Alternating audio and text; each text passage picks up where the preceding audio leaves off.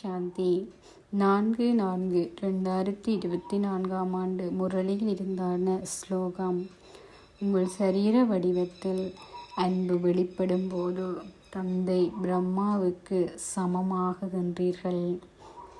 தந்தை பிரம்மா சிவபாபாவின் அன்பில் திளைத்திருந்து அவரின் அன்பின் இனிமையை அதிகமாக சுவைத்தவர்.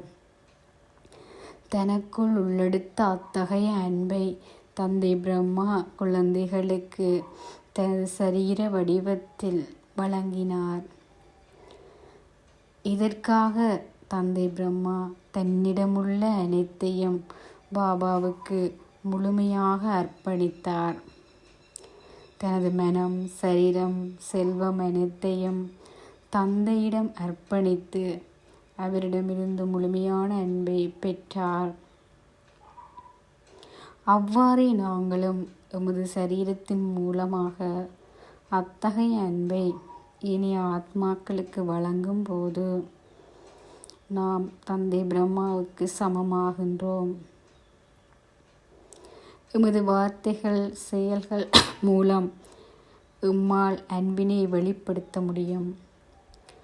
அதாவது இனிமையான வார்த்தைகள், அன்பான வார்த்தைகள், ஞானம் நிறைந்த வார்த்தைகள் எம்மிடமிருந்து வெளிப்பட வேண்டும்.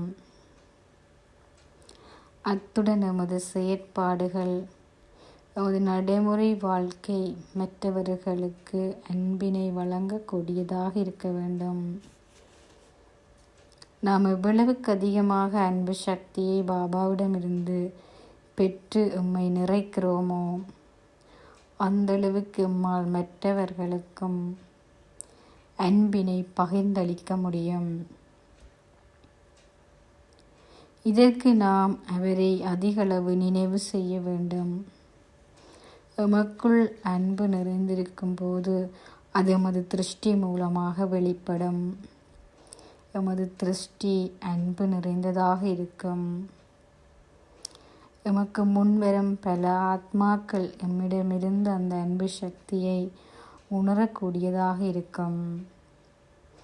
அந்த அன்பு சக்தி அவர்களை ஒரு நிறைவானவர்களாக மாற்றும்.